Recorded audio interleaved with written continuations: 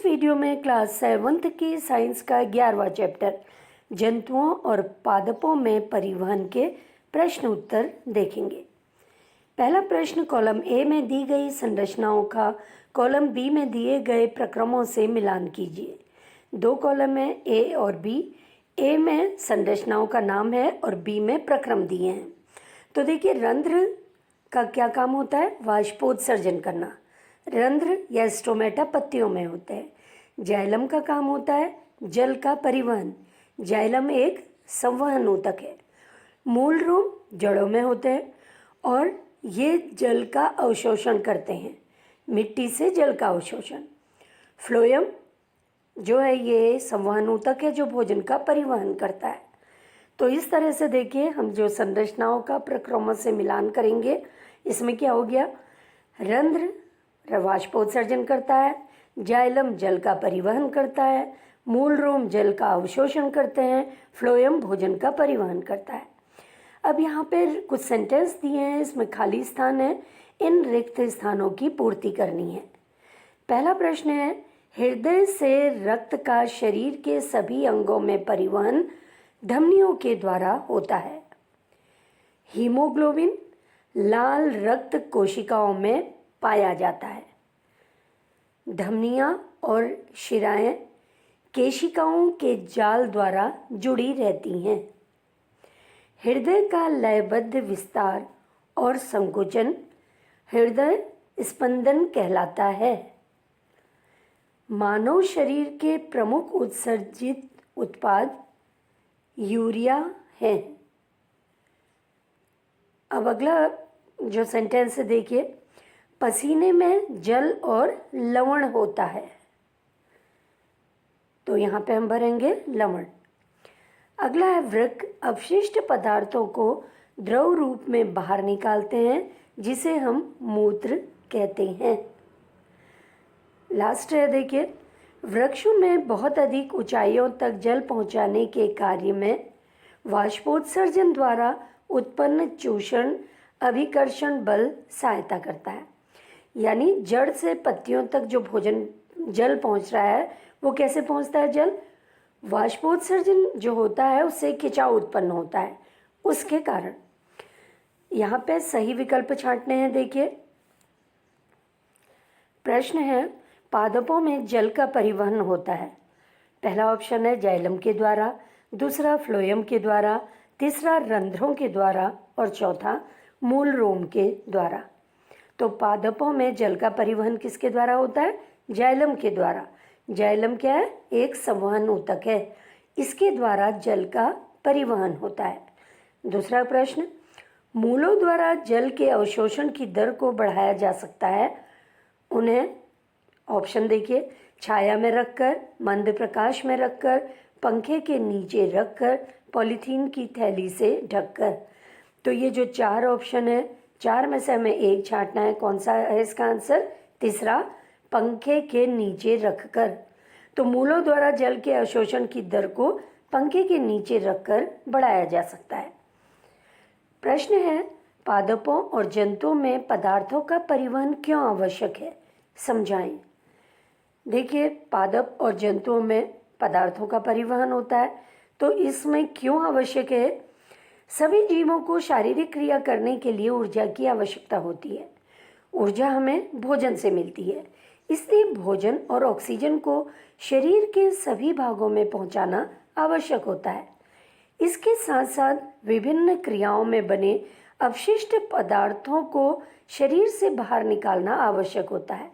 इसलिए सभी जीवों में पदार्थों का परिवहन आवश्यक होता है, चाहे वो उपयोगी पदार्थ है या अपशिष्ट पदार्थ हैं।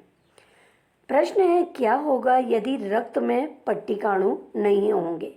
पट्टिकाणु यानी प्लेटलेट्स। आंसर है, शरीर के किसी भाग में अगर चोट लग जाती है जिससे रक्त निकलने लगता है, कुछ देर बाद पट्टिकाणु या प्लेटलेट्स द्वारा रक्त का थक्का जमने के कारण रक्त का बहना बंद हो जाता है। यदि रक्त में पट्टिकाणु नहीं होंगे तो रक्त का थक्का नहीं जम पाएगा। शरीर के किसी भाग में अगर चोट लग जाती है तो रक्त लगातार बहता रहेगा, जिससे जिस व्यक्ति को चोट लगी है उसकी मृत्यु हो सकती है। तो पट्टिकाणु का काम क्या हो गया? रक्त का थक्का जमाना। प्रश्न, रंध्र क्या है? रंध्र के 2 कार्य बताइए। रंध्र या स्टोमेटा इसको कहते हैं। पौधों की पत्तियों में निचली सतह पर पाए जाने वाले सूक्ष्म छिद्र या छेदों को रंध्र कहते हैं। रंध्र के क्या कार्य हैं? देखिए, पौधों में ऑक्सीजन और कार्बन डाइऑक्साइड गैसों का आदान प्रदान रंध्रों या स्टोमेटा के द्वारा होता है। रंध्रों के द्वारा ही वाष्पोत्सर्जन क्रिया होती है, जिसके कारण पौधे का अतिरिक्त जल बाहर निकलता है। और वाष्पोत्सर्जन क्रिया से क्या होता है? अंदर एक खिंचाव उत्पन्न होता है, जिससे क्या होता है? मूलरूम से पानी जाइलम से होता हुआ पत्तियों तक पहुंचता है। तो इस तरह से रंध्र जो है, इसके 2 मुख्य कार्य हैं। क्या वाष्पोत्सर्जन पादपों में कोई उपयोगी कार्य करता है? अब वाष्पोत्सर्जन का क्या कार्य होता है? वाष्पोत्सर्जन का मतलब क्या है? स्टोमेटा के द्वारा पत्तियों से पानी बाहर निकलना। वाष्पोत्सर्जन के कारण जल का खिंचाव ऊपर की ओर होता है। यह खिंचाव मिट्टी से विशाल वृक्षों में बहुत अधिक ऊंचाई तक जल एवं खनिज लवणों के परिवहन के लिए आवश्यक होता है। वाष्पोत्सर्जन पादप को ठंडा रखने में भी सहायक होता है। तो रंध्र कहाँ पर होता है? पत्तियों की निचली सतह में अधिक मात्रा में रंध्र होते हैं।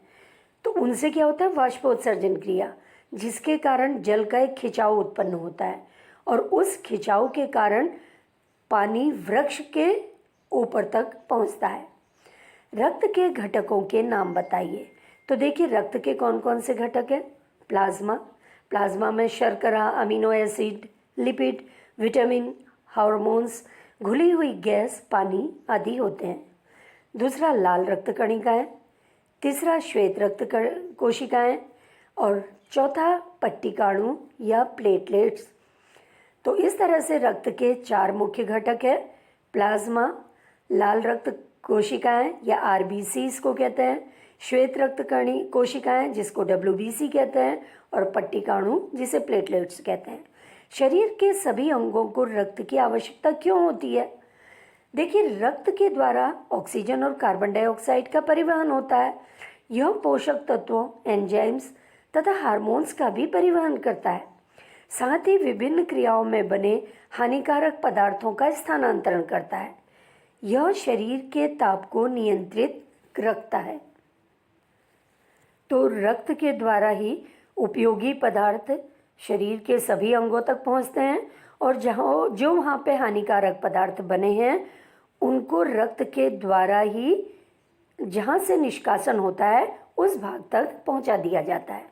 रक्त लाल रंग का क्यों दिखाई देता है? आपने देखा होगा रक्त का रंग लाल होता है। क्यों होता है? रक्त में लाल रक्त कणिकाएं या कोशिकाएं होती हैं, जिसको आरबीसी कहते हैं, जिनमें हीमोग्लोबिन प्रोटीन होता है। हीमोग्लोबिन में आयरन उपस्थित होता है, जिसके कारण रक्त का रंग लाल दिखाई देता है। रक्त जो है हमें लाल रंग का दिखता है, किसके कारण? आरबीसी के कारण या रेड ब्लड सेल्स के कारण। और क्योंकि रेड ब्लड सेल्स में क्या है? हीमोग्लोबिन, और हीमोग्लोबिन में क्या होता है? आयरन, और इसके कारण रक्त का रंग कैसा दिखाई देता है? लाल रंग का दिखाई देता है। अब है हृदय के कार्य बताइए।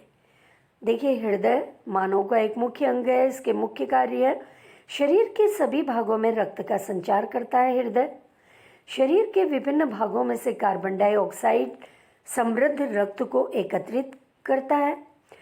तीसरा जो मुख्य कार्य है, कार्बन डाइऑक्साइड समृद्ध रक्त को ऑक्सीजन युक्त करने के लिए ये फेफड़ों में भेजता है। ऑक्सीजन, पोषक तत्वों, हार्मोन्स को रक्त द्वारा शरीर के विभिन्न भागों में पहुंचाया जाता है। यानी रक्त क्या करता है?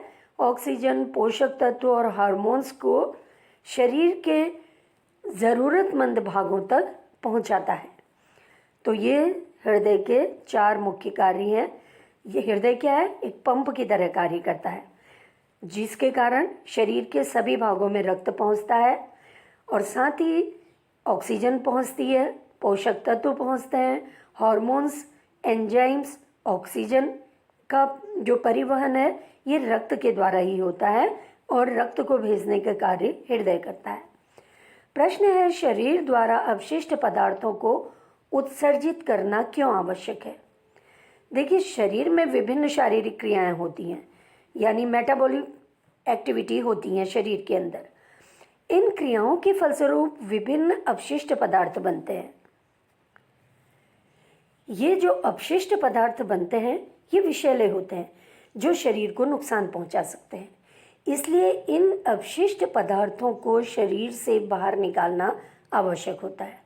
हमारे शरीर में इसके लिए कौन सी व्यवस्था है अपशिष्ट पदार्थों को बाहर निकालने के लिए? उत्सर्जन तंत्र। अब अगला प्रश्न है, मानव उत्सर्जन तंत्र का चित्र बनाएं और उसके विभिन्न भागों को नामांकित कीजिए। मानव उत्सर्जन तंत्र का ये चित्र दिया हुआ है। देखिए, मानव उत्सर्जन तंत्र के मुख्य अंग क्या है? वृक्क, या जिसको किडनी कहते हैं। कितनी किडनी होती हैं हमारे शरीर में? 2 किडनी होती हैं। देखिए, इसमें दिख रही है दाएं साइड की किडनी और बाएं साइड की किडनी। किडनी एक छन्नी की तरह काम करती है जो रक्त से हानिकारक पदार्थों को छानने का कार्य करती है। किडनी का आकार किसकी तरह होता है? देखिए, सेम के बीज के आकार का। किडनी में से मूत्र नली निकलती हैं, यानी दोनों किडनी से एक एक मूत्र नली निकलती है। और ये मूत्र नली कहाँ पर खुल जाती है? मूत्राशय में, यानी यूरिनरी ब्लैडर में खुल जाती है। अब यह जो किडनी ने या वृक्क ने रक्त को छाना, हानिकारक पदार्थ मूत्र नली से निकलकर कहाँ जमा हो गए? ये ब्लैडर में या मूत्राशय में। और ये मूत्राशय पेशियों का बना होता है। इसके नीचे मूत्र मार्ग है और अंत में मूत्र रंध्र है जहाँ से मूत्र को बाहर निकाल दिया जाता है, यानी हानिकारक पदार्थ बाहर निकाल दिए जाते हैं। तो इस तरह से आपने देखा जंतुओं और पादपों में परिवहन के प्रश्न उत्तर।